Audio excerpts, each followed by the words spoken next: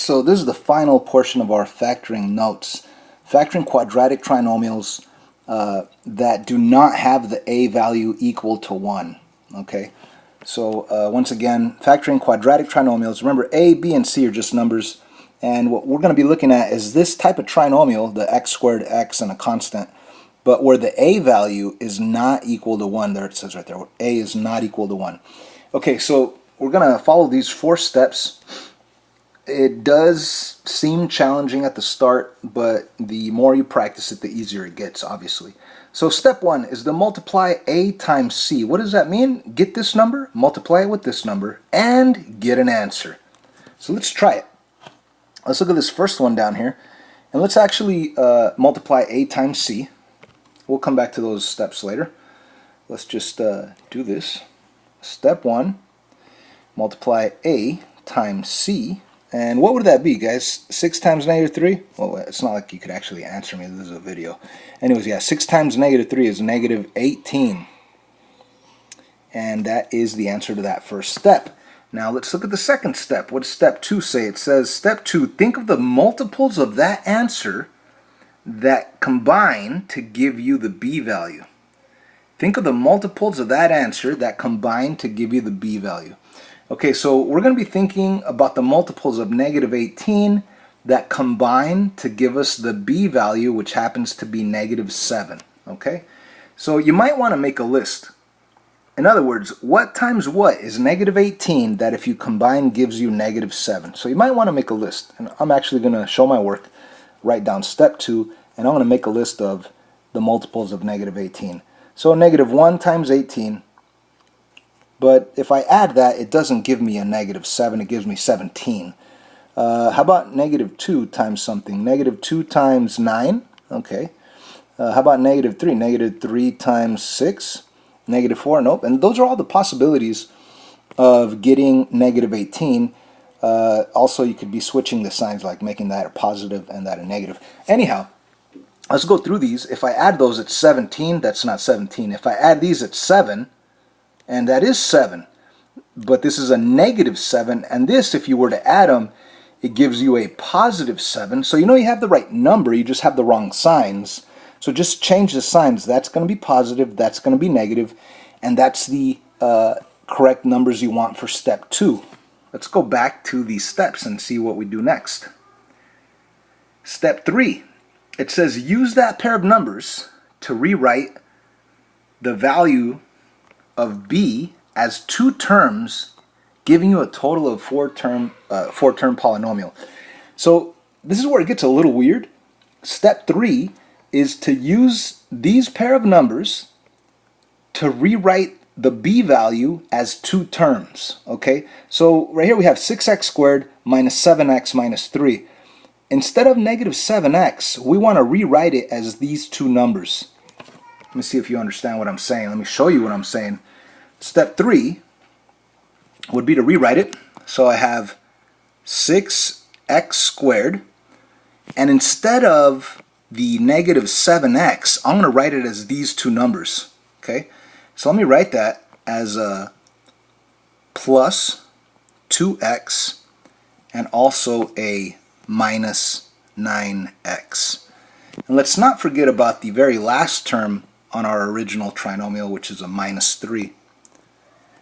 Okay, so once again, step 3 was to take that pair of numbers from step 2 and rewrite that middle value as these 2 numbers. Of course, it has an x, so you have to put x's on them. I mean, think about it. If you were to say, oh, what is positive 2x minus 9x? Oh, that'll give you the negative 7x that you had up there originally. Now, why would we do this? Why would we do this? Because now that we did this, we actually have 4 terms, 1, 2, 3, 4, and we could apply the above method, which was factoring by grouping, which is step 4 on this long process. Step 4, factor by grouping. So if I take a look at this 4-term polynomial, 1, 2, 3, 4, and I factor by grouping, it's like me putting a wall right here. I'm going to look at my first group and factor out anything possible. Look at my second group, factor out anything possible, and then take a step back and factor out what's in common in both groups. So let me factor out something from the first group. I have a 6, I have a 2, I have x's. So I could technically factor out 2x. 2x. If I factor out 2x, what will be left? There will be a 3x and there'll be a plus 1. Okay. Now if you look at the next group over here, what could we pull out of there? Well, you might be thinking that you could pull out a 3. Okay.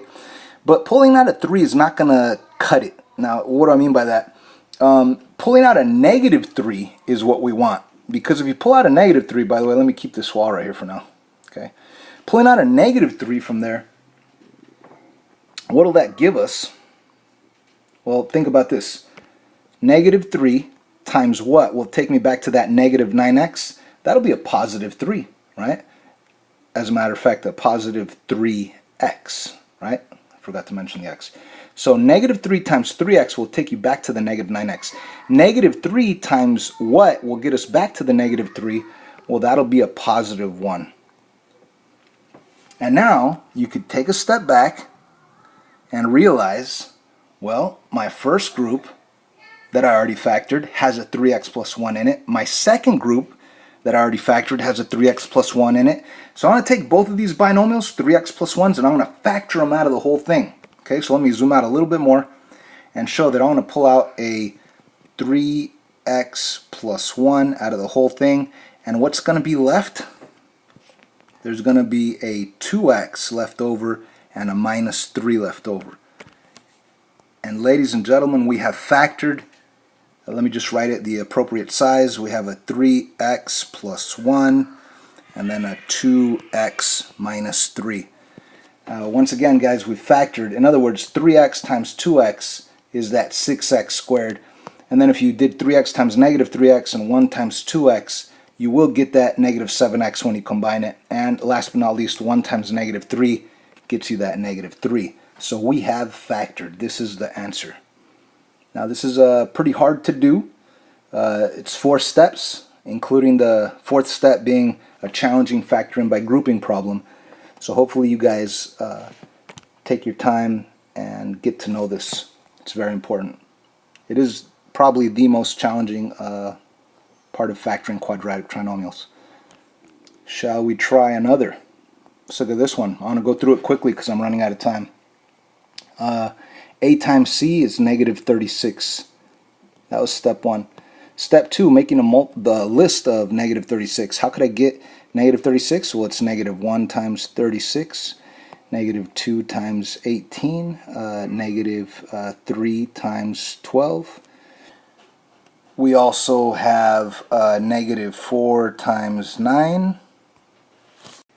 And at that point, we could stop right there because negative 4 times 9 is the correct combo. In other words, if I add these together, it really does give me the b value right there. So what is step 3 in this process? You need to take the middle value b and rewrite it as negative 4x plus 9x, right? Because negative 4x plus 9x will give us 5x. So let's rewrite the whole thing. So we're going to start by writing the 12x squared, and then we're going to have minus 4x plus 9x instead of this 5x up here, and then the minus 3 at the very end. And now we could factor by grouping, so we could focus in on this and factor by grouping. So in the first group, what could we pull out? We could definitely pull out a 4 and also an x. And what would be left over if we pull out a 4 and an x? We're going to have 3x minus 1. And in the second group, what could we pull out of the 9x and the 3? You could pull out a multiple of 3. So if you pull out a 3, we're going to pull out a positive 3, that is. And what would we have left? We're also going to have a 3x and a minus 1. Okay? And now we take a step back and look at the whole thing. Look at the first group and look at the second group. And both of them have a 3x minus 1. The first group has a 3x minus 1. The second group has a 3x minus 1. So let's pull out that 3x minus 1. If I pull out the 3x minus 1, let me write it out here, 3x minus 1, what's going to be left over? I'm going to write some exaggerated parentheses there. I will have a 4x and also a plus 3. Okay, and we're done. The only other thing to do is to write it in the appropriate size. 3x minus 1 times 4x plus 3. Now, if you're ever doubting yourself, like, oh, did I do this right? Did I mess up? You could always go back and distribute this to see if it actually gives you the original. Let me show you. I want to go back and check my work here. I'm going to distribute. If I go 3x times 4x, I get the 12x squared. If I go 3x times 3, I get the 9x. If I go negative 1 times 4, it's negative 4x. And if I go negative 1 times 3, it's negative 3. And those middle terms, the positive 9x and the negative 4x, that gives me a positive 5x. Bring down the 12x to the fifth, and bring down the minus 3. And ladies and gentlemen, we'll see that that really does give us the original term that we started with way up here. 12x squared plus 5x minus 3. 12x squared plus 5x minus 3. So we have checked it. And of course, they're asking us to factor. So this was just checking. But this is the real answer right here, the factored form. 3x minus 1 times 4x plus 3.